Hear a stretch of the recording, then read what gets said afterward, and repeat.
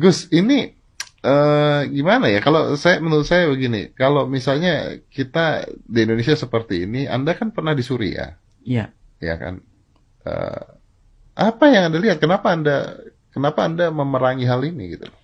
iya saya ini kan belajar dulu di Suriah dan saya ini menjadi korban perang Suriah. Karena terjadi perang akhirnya saya harus deportasi gitu. Sehingga sejak saat itu dan perang di Suriah itu betul-betul sangat terkait dengan saya. Karena banyak guru saya yang meninggal di tengah-tengah perang itu. Banyak kawan-kawan terdekat saya meninggal pada saat perang itu. Jadi perang ini betul-betul sangat terasa kepedihannya bagi saya. Dan saya tidak ingin apa yang terjadi di Suriah itu terjadi dimanapun, termasuk di Indonesia.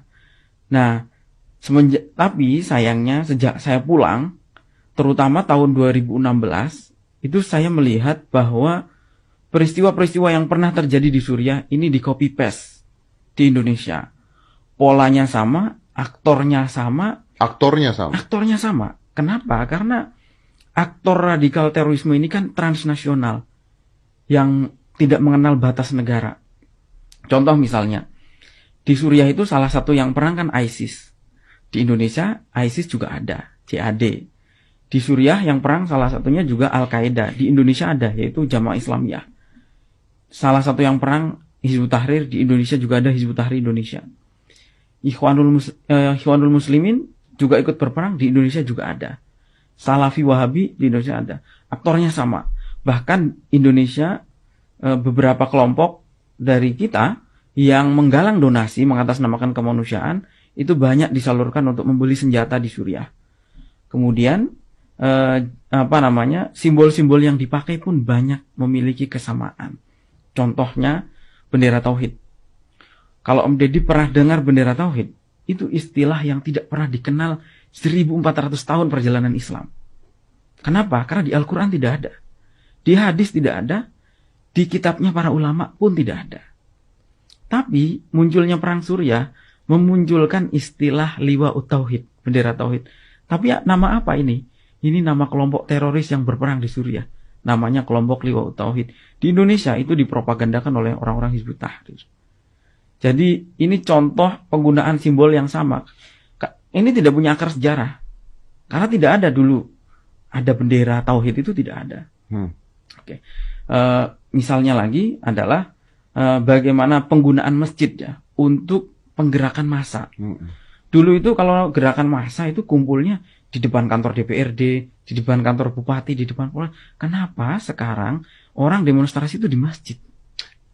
Karena ada contoh berhasil mungkin. Itu dia, makanya yang saya katakan itu tadi. Banyak hal saya kira. Kemudian contohnya lagi adalah ada upaya, pada dasarnya mereka sudah mengkafirkan pemerintah. Karena itu mereka terus melakukan pembusukan terhadap pemerintah. Dulu kami di Suriah, itu pemerintah itu difitnah sebagai Syiah. Padahal mufti atau pemegang otoritas keagamaannya Sunni. Menteri agamanya Sunni. Bahkan menteri pertahanan yang membawahi militer pun Sunni. Jadi mana mungkin mereka tokoh agamanya, militernya mau membantai umat Sunni, itu kan tidak mungkin. Presidennya sendiri sudah sholat di depan publik dengan tata cara yang sangat Sunni. Sama seperti di Indonesia. Ada isu pemerintahan ini PKI, pemerintahan ini anti-Islam, pemerintah ini mengkriminalisasi ulama. Padahal saya ketika sudah keliling negara Timur Tengah, juga ke Eropa, saya melihat bahwa kebebasan berislam paling bagus ada di Indonesia. Saya tidak mengatakan paling bagus, tapi paling bebas. Paling bebas. Ada di Indonesia. Contoh saja, semua orang bisa naik mimbar. Gak usah jauh-jauh, di Malaysia, Brunei saja, untuk bisa naik mimbar menjadi khotib Jumat, harus pegang sertifikat dari pemerintah. Tapi di kita, semua bisa naik mimbar, menyampaikan materi apapun yang dia suka. Padahal, ini kenapa saya sering mengatakan bahwa kita itu mengalami pasar bebas ustadz. Iya.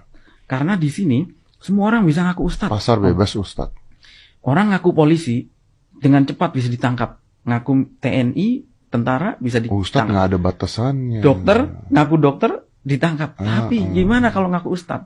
Semua orang bisa ngaku ustadz. Iya, betul. Itu dia. Betul. Tapi